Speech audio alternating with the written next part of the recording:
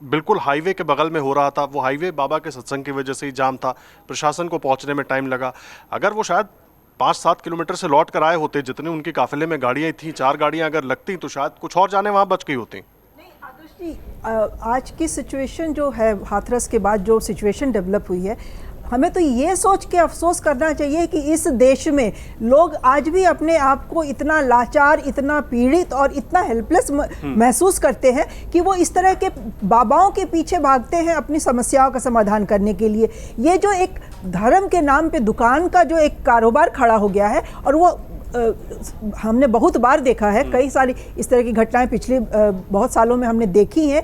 धर्म के नाम पे लोगों को इकट्ठा कर लेना, बिल्कुल अंधविश्वास के माहौल में उनको धकेल देना, और उसके बाद अगर इस तरह का कोई हादसा हो जाए तो हाथ झाड़ के किनारे हो जाना, ये बहुत कॉमन हो गया है हमारे देश में। और अगर कोई इसको रोक सकता तो मुझे लगता है कि मुझे इस सरकार पर बहुत भरोसा था कि वो इस तरह के हादसे के बाद एक मैसेज जरूर जाता कि कोई भी आगे से इस तरह का एक कार्य ना कर सके।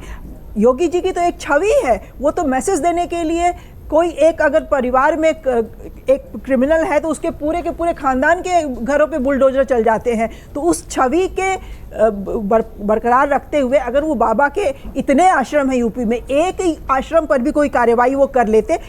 हमने न्यूज़ चैनल्स में ही देखा है, शायद वो मैनपुरी में कोई आश्रम है जिसमें वो छुपा बैठा है बाबा, तो मैनपुरी के आश्रम को बुलडोजर चलवा दीजिए।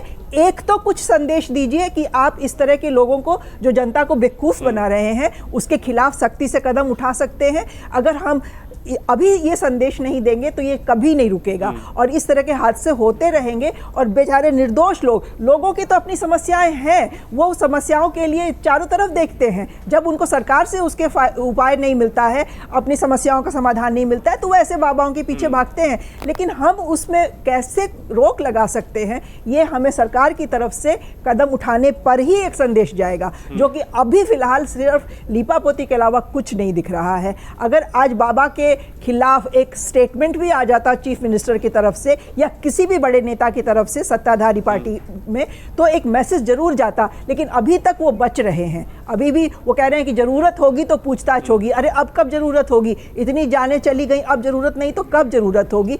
कहीं तो अकाउंटेबिलिटी फिक्स करिए। आम लोगों की जिंदगी के साथ खिलवाड़ करने वालों के खिलाफ कहीं तो खड़े दिखाई दीजिए। धर्म को उसमें अलग कर दीजिए, चाहे वो इस धर्म का है चाहे उस धर्म का है, लोगों के साथ आप खड़े दिखाई दीजिए। और जब तक सख्त कार्रवाई इसमें नहीं होगी, ये घटनाएं होती रहेंगी, पहले भी हुई हैं, होती रहेंगी, आगे भी हम देखते रहेंगे इस तरह के मंजर।